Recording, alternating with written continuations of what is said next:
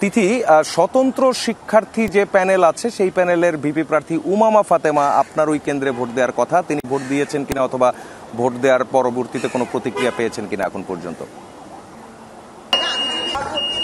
পরিবেশটা দেখায় তাহলে কিন্তু বুঝতে পারবেন যে শিক্ষার্থীরা কিন্তু খুব উৎসব মুখর পরিবেশে কিন্তু ভোট দিতে এসেছেন।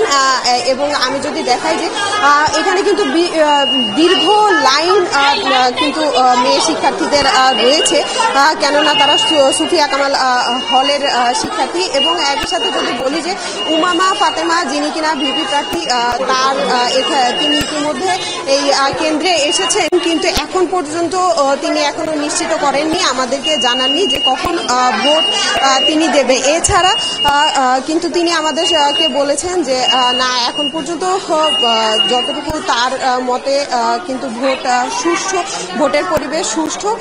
এছাড়া কিন্তু যদি আমি বলি সকাল থেকে প্রায় কিন্তু ভোটের এই কেন্দ্রে কিন্তু ভোটের যে প্রার্থীরা ভোট দিচ্ছেন তারা কিন্তু বলছেন যে ভোটের যেই গতি রয়েছে সেটি কিন্তু একটা ভালো। এবং একই সাথে যদি বলি যে এখানে কিন্তু সবাই বলছেন যে ভোট কিন্তু সুষ্ঠুভাবেই দিতে পারছে এবং কোনো ধরনের কিন্তু কোনো কনফিউশনের এখানে কোনো কনফিউশনের জায়গা নেই। এবং তাদের কিন্তু সঠিকভাবে সকলে কিন্তু দিক নির্দেশনা দেওয়ার জন্য এক একজন কিন্তু এখানে রয়েছে। এছাড়াও যদি বলি যে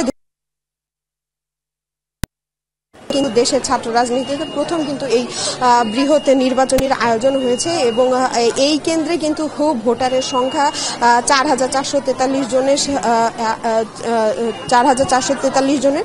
আর এছাড়া কিন্তু এখানে ভিপি, জিএস এবং এজিএস এর যারা পোলিং রয়েছে এজেন্টরা, তারাও কিন্তু এখানে উপস্থিত রয়েছে।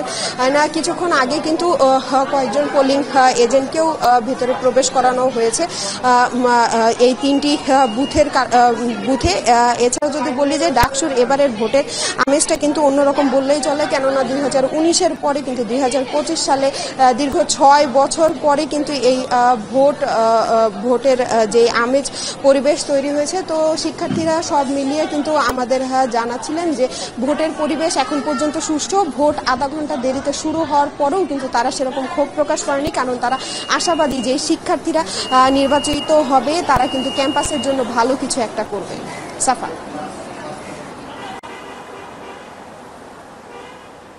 তিথি, আপনাকে ধন্যবাদ।